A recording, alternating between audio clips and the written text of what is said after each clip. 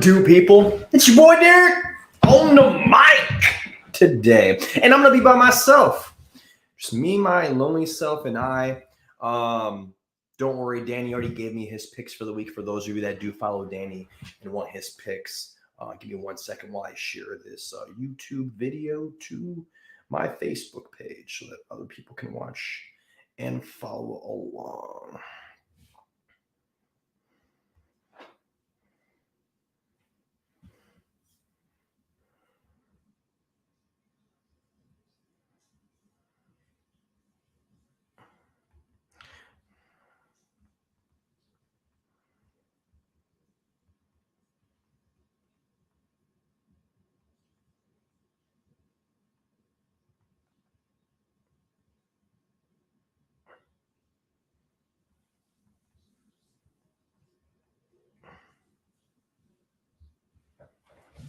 Right.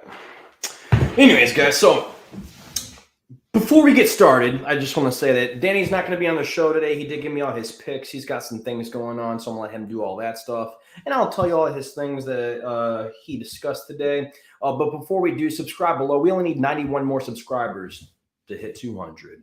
Yeah, we've been moving up a little bit, getting slowly. I feel like we're getting like 1 or 2 subscribers every week. But yeah, let's keep going, guys. Let's get to 200. Only need 91 more. Be sure to hit that like button. We do appreciate when you guys do that. I think that's the boom. There's all my stuff. Okay. So I'm just going to go over a few things. Let me get these little sticky notes out of my way. For the first time in his career, Chiefs quarterback Patrick Mahomes was a home underdog. You guys are like, what? This man has played 41 games. Well, now it's 42 games as this is his last Sunday. And every single game he started in, they were like, yep, he's going to win this game. Except this last one. Vegas was like, he ain't going to win it. And Vegas was right. He didn't win it. It was the Buffalo Bills that ended up winning in the end. But that's just crazy. Like, I can't think about that for a second.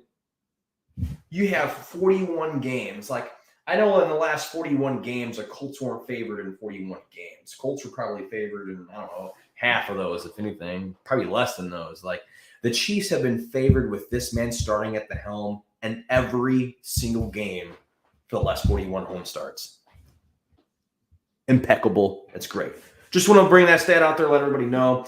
I'll go ahead and give everybody the injury report right now for those of you that, follow fantasy football and you're kind of curious on the status of some Sunday injuries on some players and whatnot. Kenny Pickett has a concussion, so Mitchell Trubisky is going to be the starter. I don't think Kenny Pickett is going to make it back in time to start the game on Sunday, I believe it is. So go ahead and roll out Mitchell Trubisky if you guys have Mitchell Trubisky or Kenny Pickett on your team, anything like that. I don't even think they are even feasible as streamable starters. So don't pick them up if you do not have them on your team. Just keep them on the waiver wire where they belong. Let's see. Broncos linebacker Aaron Patrick suffered a torn ACL. And if I remember correctly, that is the guy from Monday Night's football game who was running off the sidelines after trying to tackle a player. And he was trying to prevent himself from running into one of the members or the media members on the sidelines and stepped on some carpet and tried to avoid it and didn't end up injuring himself. So that just sucks. You're just trying to avoid injuring another person and end up injuring yourself. Another crazy stat that I saw today, that the Broncos have their 5th ACL tear on this team. Like, that is nuts. They have loads of injuries on the defense and offensive side, and especially on that offensive line. But I'm just saying, 5 ACL tears. When will it end? Bucs defensive back Logan Ryan has a broken foot, so he should be out for the season what's the word I'm looking for? Along with Rams left tackle Joe Noteboom. He tore his Achilles tendon as well. There is this amazing kicker that was just kicking on Monday Night Football, and he was injured. He has an injured hamstring, and he was still kicking it. Though he would go down on one knee after he'd kick it, but he was making every kick, man. Like, props to Dustin Hopkins. That man is a very tough dude. props to him, but he's going to be out for 2 to 4 weeks, guys. So make sure that you guys replace him in your fantasy football lineups because he will not be there for about 4 weeks. You can check to see if Daniel Carlson is on the waiver wire. I do know that the Raiders just had a bye last week, so maybe he's out there and available. Go ahead and pick him up and snag him. Packers wide receiver Randall Cobb is going to be out 2 to 4 weeks with a sprained ankle. Cameron Brate suffered a head injury. All the follow-up scans after that came back negative, and he ended up flying home with the team. So that's all good news. I think they're going to keep close eye on him over the next couple of days. Some unfortunate news when Kyler Murray threw a pass that ended up getting intercepted. Marquise Brown ended up getting injured on that same play. Initially, there was reports that came out that said that he was going to be out for the season. I was like, I got him in like 4 leagues. I was like, man, that's rough. But I guess it's better news that he's only going to be out about 6 weeks. He's got a non-surgical fracture in his foot. So make sure that you put him on IR, guys, and, pick up maybe somebody off the waiver wire if you're looking for some people that might be able to be replaced, and see if someone dropped Robbie Anderson. He just got traded to the team. I'll talk about him in a little bit. Or Rondell Moore. I like him a lot. He got 10 targets this last game, so maybe check him out. Also, DeAndre Hopkins is coming back, man. He's a baller as well. I'm really happy for that guy. I'll talk about him later today. Commanders' Carson Wentz started last Thursday's game with a biceps tendon strain near his throwing shoulder. At the end of the game, he suffered a fractured finger in his throwing hand, and he's going to be out for 4 to 6 weeks, which means the Colts probably aren't going to have a second-round draft pick. We're probably going to have a third-round draft pick. We need Carson Wentz to play the majority of the snaps this year in order for us to get a second-round pick, but it doesn't look that way. Also, if Taylor Heineke comes out here and starts killing it and destroying it, they're probably going to bench Carson Wentz and just roll with Heineke, man, to be honest, if he gives them a better spark anyways. But hopefully they can get Carson Wentz back out there. But that man, he had to be in so much pain, man. I don't know if anyone saw the video. There's a bunch of memes on it, but he was just wiggling his hand, on the field, man. And I just know that had to be painful. At one point in time, he was pulling it and stuff. That had to hurt like a bitch. But to him, he just wiggling it out, man. He probably thought it was you're not going to crack a knuckle sometimes. It doesn't fully crack and you got to fix it, whatever. It's kind of something like that. Or maybe it popped out of socket or something like that. You're trying to push it back in or something. I don't fucking know, but that was wild. Speaking of the Commanders, though, we'll stay on them. We'll get off the injury report, but we're on the rumor mill. Dan Snyder has dirt on Jerry Jones, Roger Goodell, and the NFL owners after supposedly hiring a private investigator. That rumor has been floating around every single where, and it's causing up flurs and flusters everywhere in the NFL owners circle. Okay. Also, an attorney for 4 commanders or former commander employees has concerns that the NFL violated its promise of confidentiality, leading to Dan Snyder learning the names of those who testified against him. Some people are going to get in trouble. And then Jim Irsay has some strong comments about Dan Snyder. I'm going to share my screen with you guys here in a second. I'm going to show the comments that he said first, and then I'll show you the video, and then I'll show you what everyone else said to him. Let me share screen. Hold on, let me go on this. Right here it is.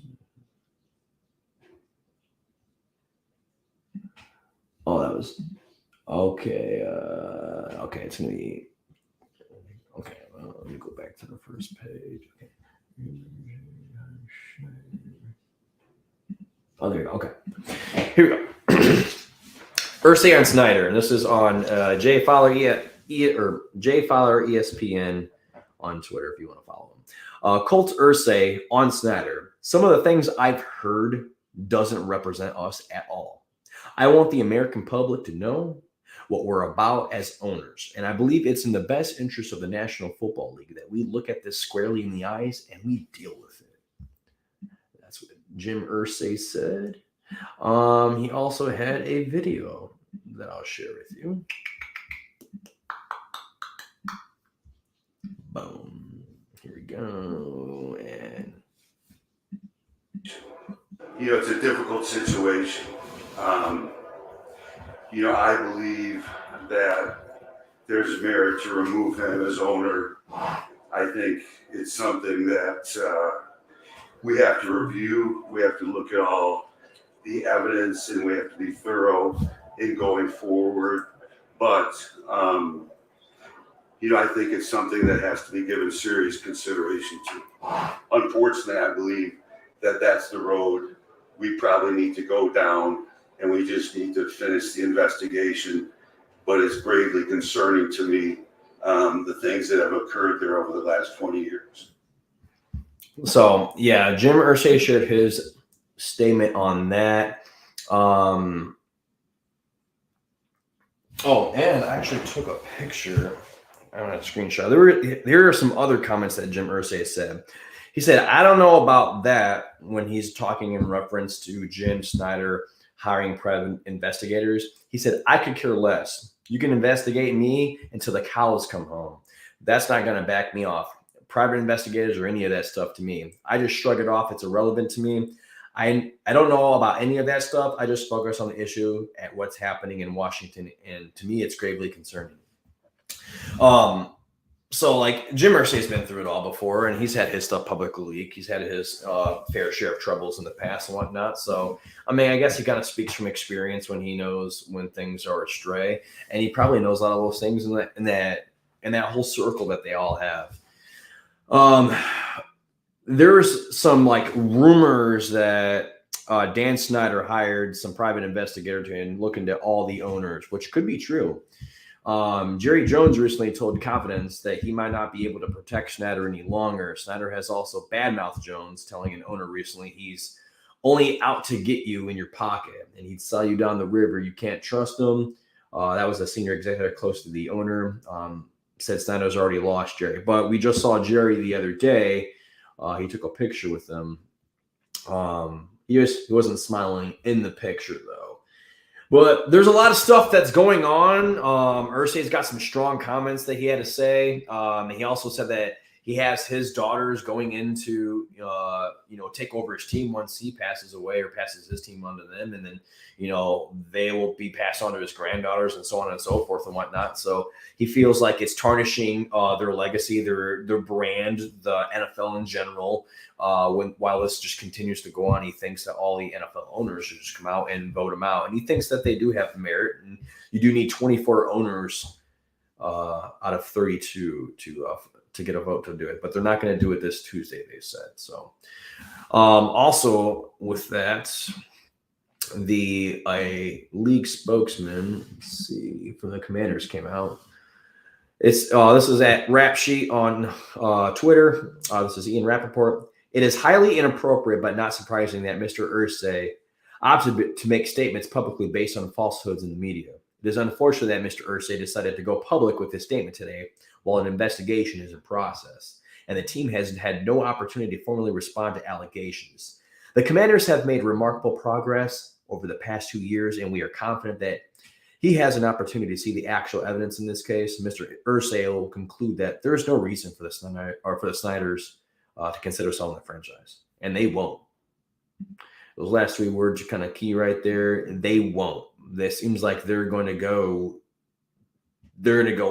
whatever it takes to not have to sell this team. Roger Goodell came out and he had his statements on it. He asked if Jim Irsay, if he should have not have said that. And he said, no, like he said, he doesn't have any comment about that essentially. And he's not upset that Irsay came out and said anything. He also said that it's an ongoing investigation and that there's no reason for speculation until we have it. So when the Mary Jo White investigation is done, that's when they'll share the report. And there's a statement from Dan Snyder that he sent to all the owners in the NFL. So Dan Snyder sent this. He said, Dear blank NFL owners, I hope that you and your family are doing well. I would like to address a recent ESPN article that contains false and malicious statements about the Washington Commanders. our management team, and me and my family. It is particularly shameful for ESPN to diminish the very real accomplishments of our president, Jason Wright, who ESPN alleges was placed at the Commanders by the league and has had no power to make real change. I know you know this to be false. Unfortunately, ESPN ignored our efforts to correct the many falsehoods in their article before its publication. There is one allegation in the ESPN article that I feel is important to address immediately. The article cited unnamed sources who said they've been told that Snyder instructed his law firms to hire private investigators to look into other owners and Commissioner Goodell.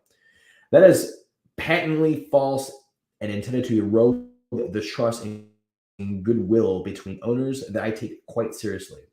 I have never hired any private investigators to look into any owners or the commissioner. I have never instructed or authorized my lawyers to hire any private investigator on my behalf for any such purpose. I never would. And also, Jim Irsay said that same thing. He would never do anything of such sorts. I think that's like a something. It's like a brotherhood within that league owner circle. That's just something that you don't do. There was one. While we all are fierce competitors on the field, we are part of this organization because we love football, our teams, and our fans. Having the privilege to own a franchise in American sport is something I know none of us take for granted. Falsehoods and lies being spread about in any of our organization hurts our league, our players, and our fans, and we simply cannot let them go unchallenged. Thank you for taking the time to read this. If you have any questions, Tanya and I are always available to answer them, and we look forward to discussing these issues with you at the appropriate time. Dan Snyder. So essentially just saying all those rumors are false, essentially, and that one particular one he wants to take a particular issue to is hiring of the private investigators. He said, I never did that. Don't let them fool you.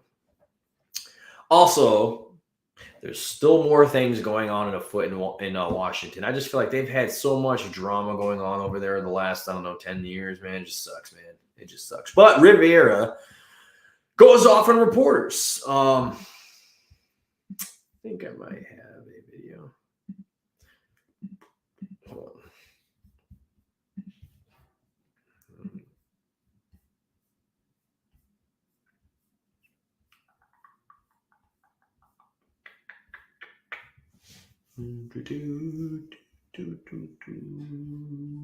There it is.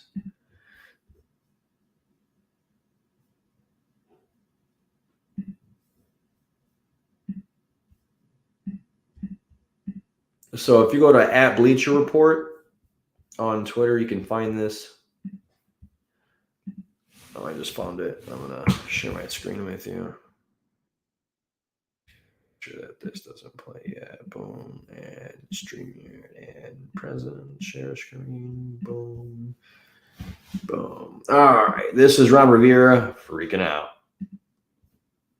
They played their asses off. They played their asses off for everybody. They come out, they show up, they work hard, all right? They don't complain, okay? They hear all this stuff, they got to deal with it. I get that, I respect that for them because they're resilient, they come back. Everybody keeps wanting to say, I don't want anything to do with Carson. Well, bullshit. I'm the fucking guy that pulled out the sheets of paper, that looked at the analytics, that watched the tape in the freaking, when we were in Indianapolis, okay? And that's what pisses me off. Because the young man doesn't deserve to have that all the time. I'm sorry. Well, that was it. But, I mean, come on, Rob. You're the one who said it, bro. Why are you getting upset? Like, you're the one who literally said quarterback. They asked you what was wrong. I don't know if you just forgot you were in front of the media on that day. I think you did. I literally think you just forgot because you said quarterback, and then you kind of reeled back and started making excuses for your answer that you just gave. And then now, obviously, we just saw what happened on Thursday Night Football last week, and it was absolutely atrocious. And now Carson Wentz is injured, and you have all that going on. And I get it. Yeah, he's a human being. He shouldn't be getting ridiculed in the media like that all the damn time. But, man, like, you're the one who kind of put a spotlight on him this week, man, and it's kind of your own doing. So you can't, like, take it out of the media. They're just doing their job. Just doing their job. So where does OBJ end up? I've had a couple teams I thought that he might go to. Danny, I asked him earlier. He thinks that he's going to go to the Buccaneers, but I feel like, I mean, he might be right in a way. I feel like they just sign anyone and just hoping that someone's going to work out. I still though think that they're set and intent on having Julio Jones as that third wide receiver. I think they're hoping he comes back healthy. They have Mike Evans and Chris Godwin healthy now, so I think they're just waiting for one of those guys to get healthy and do that third run. I don't think they're going to sign them. Someone who I think they that might sign OBJ is the Packers. Packers need a wide receiver. I know there's talks of the Packers trading, somewhere around the league to get a wide receiver and whatnot. Multiple talks have been going around. There's been rumors about it, but I think they might sign OBJ, man. Pay him a couple dollars, shit. Who else can take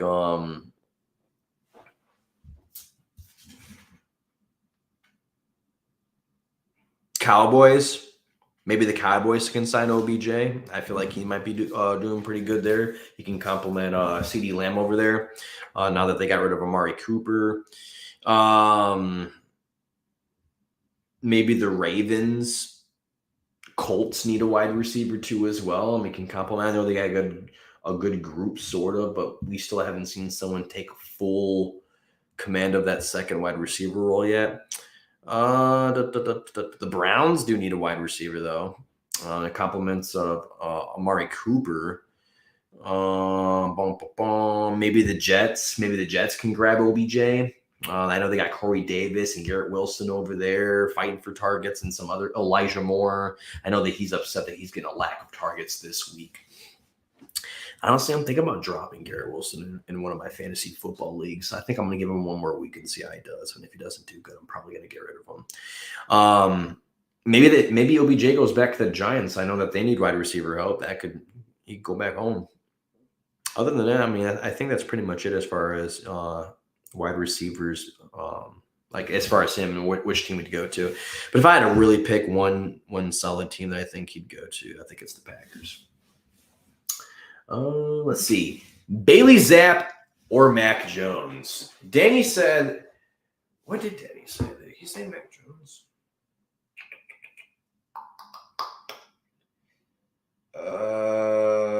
He said Zapp. He thinks that the offense is better when Bailey Zapp is at the helm. And it kind of is. When Mac Jones was at the helm, I mean, he was struggling. Bailey Zapp has just filled in admirably lately. I don't know, man. I mean, honestly, if Mac Jones comes back and Bailey Zapp is still balling out, I say keep rolling with Bailey Zapp, and then you can just trade Mac Jones away. If Bailey Zapp ends up being that guy for their team, and if he fails, then obviously you can go back to Mac Jones if you need to. But that's going to create a quarterback dilemma over there, and I think that's the kind of one that Bill Belichick likes and he's used to. I mean, he's used to having two good quarterbacks on his team and rolling with the real good one eventually. So if Bailey Zapp's that guy, we'll figure that out. Keep rolling with them, man. I mean, ride that high end. You're getting wins out of it. Honestly, I feel like ever since he stepped in, he's just been taking over everything.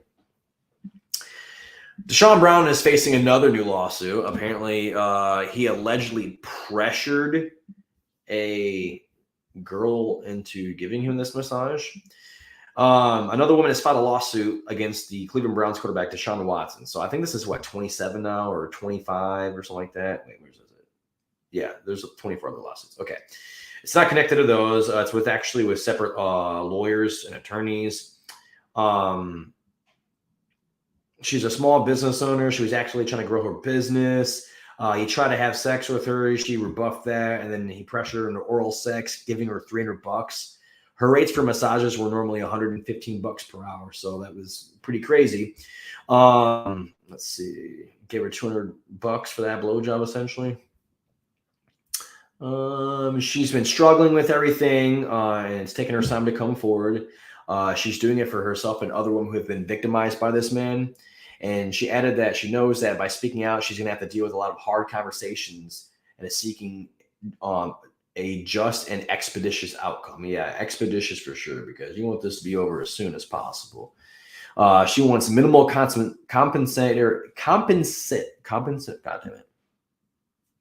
minimal compensatory damages. And the attorney for Watson was actually unaware of the new filing. We shall see how this unfolds, man. And just when you think it's done, it isn't done. That man. It's just, it ain't over till the fat lady sings. And in this case, it's not a fat lady; it's a victimized lady who she's probably fed up with the other bullshit. All the other girls settled, and she's like, I'm taking you down, son. I wonder what this brings up. I mean, think about it. What if this one actually? What if he's convicted of this one? So if he is convicted of this one and whatnot, does that bring forth new punishment for the NFL? Because this is a whole new case, separate from the other cases. So he's already being punished for these cases for 10 weeks. This would be a new case. So I think he'd be facing new punishment, in my opinion, or at least he should.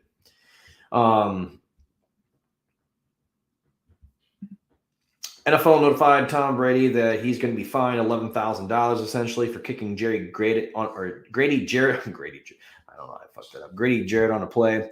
And that same play, he was penalized for unnecessary roughness.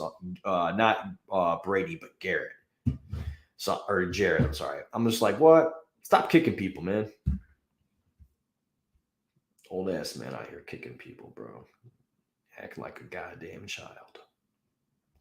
Bill Belichick, man, he's at 325 wins now, which ties George Halas for the second most all-time. He's going into this weekend with the opportunity to surpass him and be there for what? They'll just be the second most all-time, right? Just period, boom.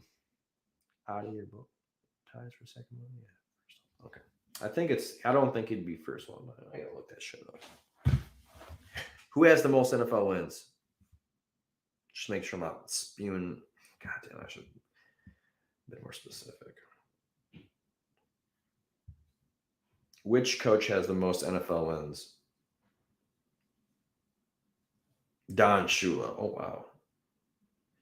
He currently holds the regular season wins at 328. So let's see. 328. We're at 325. That means this dude just needs 4 more wins. He could probably break that record this season. He's going to pass Don Shula and have the most wins all time for a head coach and officially solidify himself as the greatest coach of all time. After multiple arguments with coaches on the sidelines, as I told you guys earlier, Panthers interim head coach Steve Wilkes has kicked Robbie Anderson out of the game and sent him to the locker room. You're like, what? Yeah, he was playing, or actually he wasn't playing. That's why he was so goddamn frustrated. Started talking some smack to the little coach on the sideline. Then Steve Wilkes came up and it was like, you know what? Get your ass out of here and go to the locker room. We're getting rid of you. They were going to try and release him, but they're like, let's see if we can find some trade partners. And they did. He got traded to the Arizona Cardinals for a 6th and 7th round pick, 6th round pick in 2024, I think, and a 7th round pick in 2025. Yeah. And then and then it comes because Marquise Brown just went down, so it's kind of good that they got another wide receiver to add to that group until he comes back healthy in 6 weeks. The Texans, in a surprisingly drastic move, are parting ways with their vice president of football operations, Jack Easterby.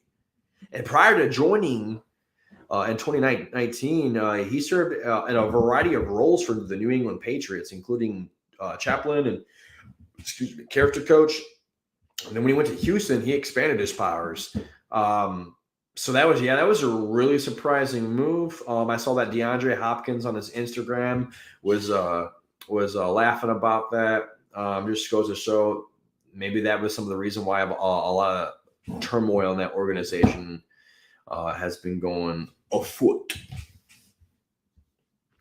An Eagles fan ran out with the team yesterday, or Sunday, I should say.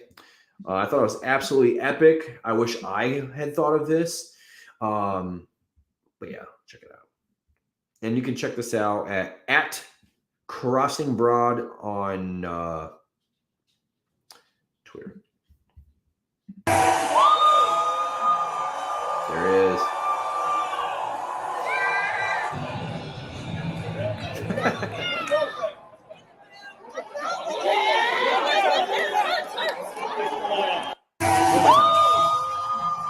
Like, imagine how epic that's got to feel. Like, that's awesome. You just get to go around out on the field and whatnot, throw a flag. I mean, you're with all those players. You're like, what up, coach? I thought I was part of the team, dude. And then you just find yourself that you're not part of the team and security's escort you to jail or something like that. But that's funny, dude. I mean, I always laugh at stuff like that. And I mean, hey, man, props to that guy. It's just like that one guy from the basketball. He looks like Klay Thompson, and he was sneaking on the court.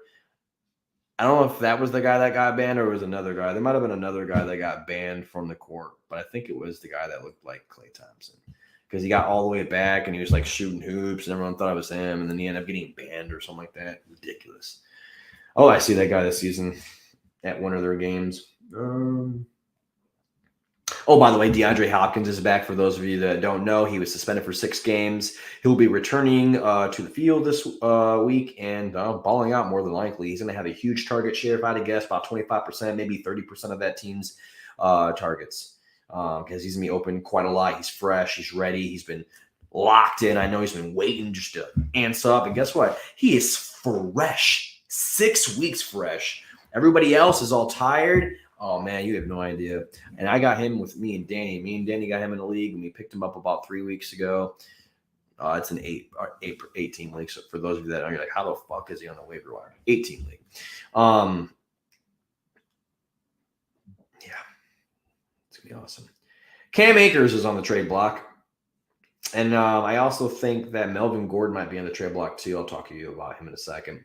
But I don't even know what happened with him. Like, he started off – I think it was DJ started off the season, killed it.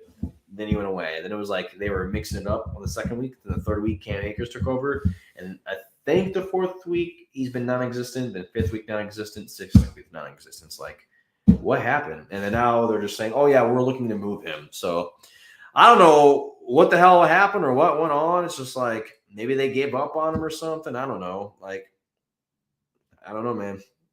Something's up with Cam Akers. They're just not clicking over there. A team that I think that he should go over to that I feel like could really use him would be the Miami Dolphins, in my opinion. I know they got Chase Edmonds over there and Mostert. They can add another guy. The Cardinals.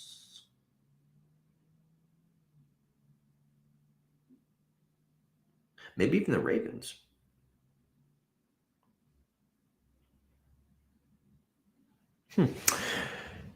Let's see. Delaney Walker, for those you don't know who that is, he's a former tight end. I played for the Titans for quite a long time. He signed, I think, a one-day contract or something like that with them. He announced his retirement and will be retiring a Tennessee Titan. Everyone's got a question. What's up with Melvin Gordon? We were watching last night's game on Monday. And you see Melvin Gordon had a few carries. It might have been like 3 carries, I think, for like 8 yards. That was in the first quarter.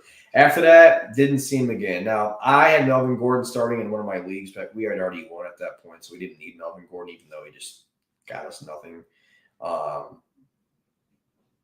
But like the fact that he was non-existent, like how does the man who's stealing carries away from Javonte Williams go from being a non-existent factor and having Latavius Murray start over him? Like I just thought that was concerning.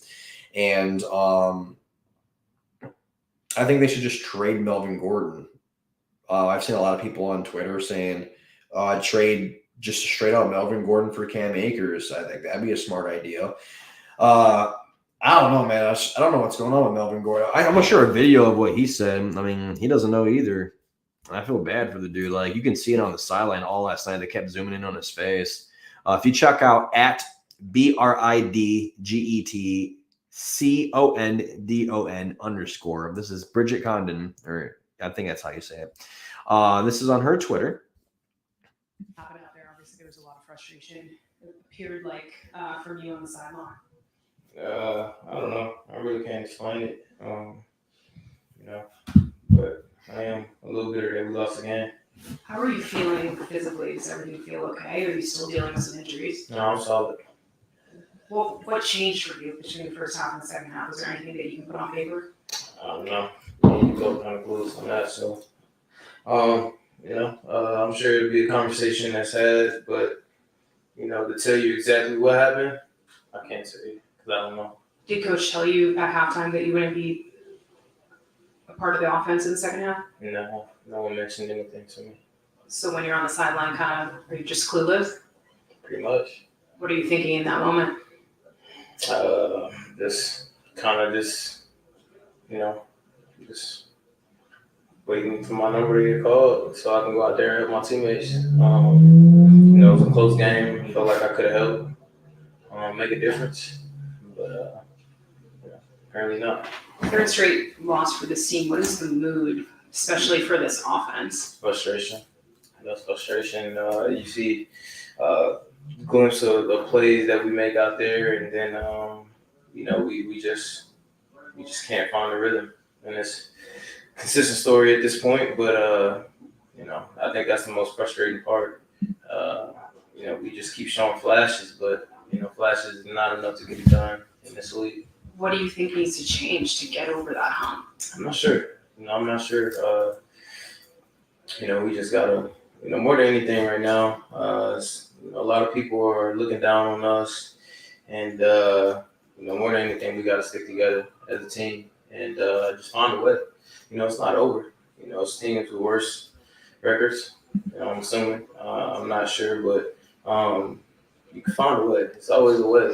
Yeah, so he just pretty much went on and stuck up for his team and said the typical answer that most players should get, that you don't have to get up and it's not over yet. There's a lot of teams with worse records, and there's still plenty of time in the rest of the season for you guys to get better.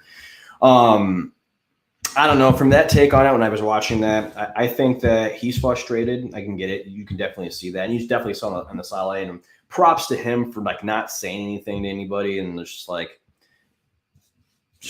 I was concerned just like you, man. I was off to the sideline and just waiting for my number to get called. Honestly, in my opinion, I think maybe Nathaniel Hackett just didn't want to put the ball in Melvin Gordon's hands late, because it was such a close game, and maybe he thought he might fumble because he tends to fumble a lot.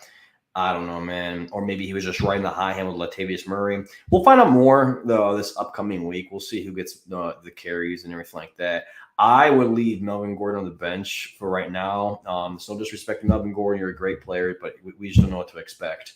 Same thing with Latavius Murray. I still wouldn't start him this week. You can if he gets traded or something like that, depending on where he gets traded to, then yeah, we'll go from there and whatnot. But yeah, man, it just sucks, Was clueless, he said. He just didn't even know. Damn. Let's see. NFL and Amazon are announcing that there's going to be a Black Friday game starting next season. Me and Danny both agree that's stupid as fuck. Black Friday game, man. Is anyone even going to watch this game? Let's be real. This is on Black Friday. Now, granted, I know Black Friday isn't what it used to be. There's specials. They were online and things go on throughout the whole week in store. I get it. But for the most part, on Black Friday, people are out shopping. They're not at their homes. People are at work. And it's going to be at 3 p.m. Eastern is what it said. 3 p.m. Eastern, so you're telling me at 3 o'clock in the afternoon, you're going to run a game where everyone's going to be out shopping and not even at their fucking homes. I feel like they're just trying to set up Amazon with no success whatsoever, man. I don't know. They've been giving a lot of shitty Thursday night football games, and now they're like, oh, let's have this wonderful idea. Let's just have a Black Friday night game. So right after Thursday, you're going to have those 3 games that you usually have for Thanksgiving, and then right the next day, you're going to have a Black Friday game. And it's going to be like Friday Night Lights, kind of like how it is, in high school. But it's at 3 p.m. Now, if it was at 6:30 maybe or 7:30, then I can maybe understand. Maybe more people are coming back from shopping. A lot of people are getting off of work, and maybe they can go and watch the game and whatnot.